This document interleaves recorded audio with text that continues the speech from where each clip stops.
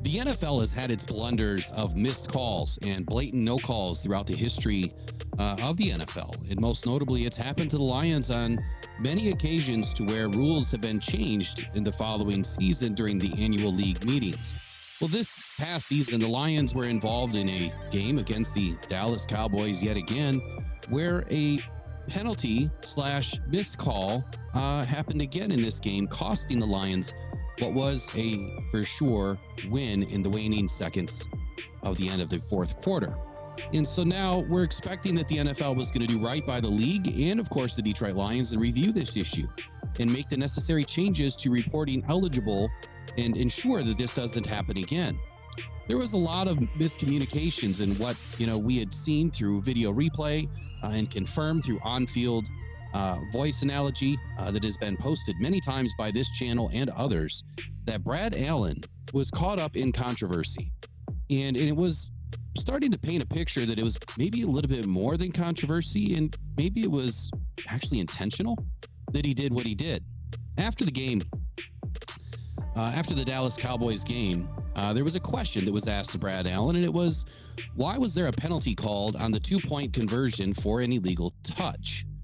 And Brad Allen responded by saying, so we had a situation where if you were going to have an ineligible number occupy an eligible position, you have to report that to the referee.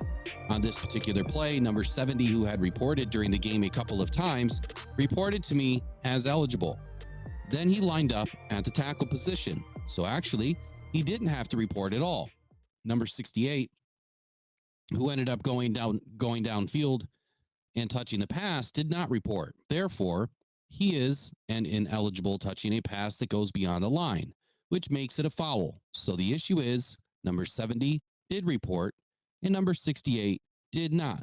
Now, I'm not going to rehash all this all over again, but I want to go back to something that is really important in this statement, where Brad Allen says on this particular play, number 70, who had reported during the game a couple of times, reported to me as eligible. That was a bold-faced lie.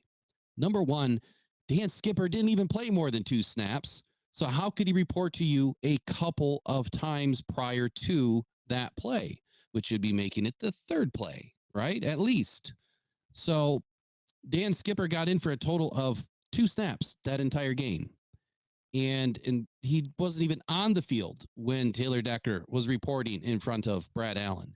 And everybody saw this. There was so much video evidence that came out. I mean, the internet went crazy over this. And the NFL knows that this was wrong. And so the Lions had asked the NFL to review it. And then they asked them to review it during the league meetings. And now we are getting an answer through league sources that the NFL has declined to review this issue. They are leaving it as is. They are not making any changes to this rule that needs a major change to the rule, in my opinion, and others. And let's be honest here. They put out this cockamamie video within 24 hours of trying to educate the fan base of what eligibility is and how to report and when to report and what the signal is. And it was all false. It was all wrong. And not only did they use the Lions game in that video as part of the analogy, but they were directing that towards the Lions team and stating that the Lions were engaged in deception and gamesmanship. And that is the reason why, and it backfired. And that is the reason why the penalty was called. And that is why the play was reversed. And that's why the Lions lost that game. All BS. If you read the rule book, nowhere in there does it say that you have to show any sort of a signal to a referee. You have to report. And reporting is a verbal gesture, not a visual gesture. Just because they've accepted the fact that you can run on the field and swipe your chest does not mean it is the rule. Go read the rules. I've posted it in videos prior to this. I've read the rules verbatim. I've shared it. It's all there. And what the NFL is doing is complete BS. I'm going to read this other article here where the NFL is taking a stance against this. So I was going to talk about it tonight, but as soon as I put it on my thumbnail, other people started to drop their articles. And I became aware of this yesterday.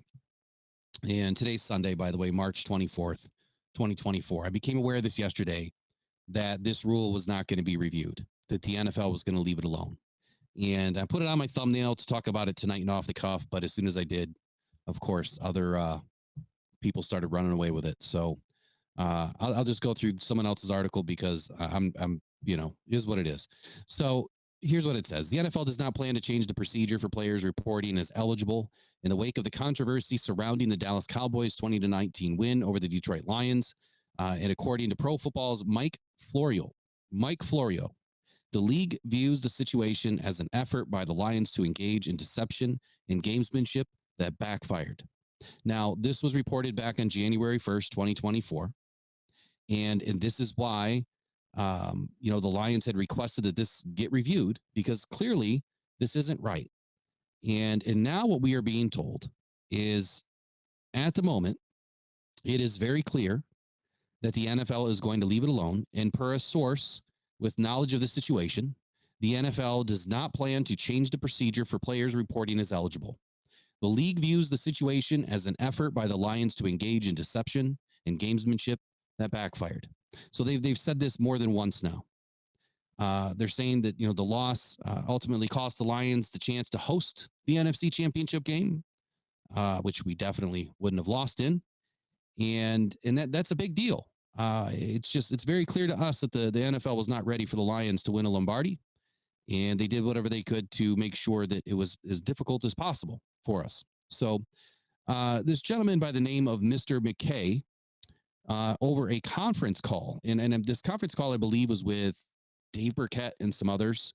Don't quote me, could be wrong, but there was a few other reporters, beat writers that were involved in a conference call and trying to figure out this information. And here's what he said. He said, we really didn't discuss reporting and the procedures for it at any of our meetings, McKay said in a conference call. I think that we know what those procedures are. Well, clearly, McKay, you don't, because you even put out a video that was completely wrong. So you don't know. That's horse crap, dude. Like, come on now. I'm sick of the Lions being the brunt of these bull crap, penalties and rules changes, and we've been in like half a dozen of them in the last decade, and it's sickening. It's got to stop, and it's not just the Lions. I mean, there's other teams that it's happened to as well, but it always seems like there's a few teams that are the common denominator: the Green Bay Packers, the Dallas Cowboys, the New England Patriots, the Kansas City Chiefs. It seems like those four teams are the common denominator in a lot of the games where these things happen. Do with what you want with that. Look, not a good look for the NFL, and it's just yet another slap in the face for the Detroit Lions, because I think that we would have enjoyed the fact that there would have been a rule change yet again, but they're not doing it this time. They're not doing it this time because the NFL is trying to save as much face as they can. I think that the NFL knows that they have enough issues going on already, and they don't want more. And I think that they better start figuring out a way to clean their side up, because people like myself that will investigate will find the information. And when we find the information, we'll report the information.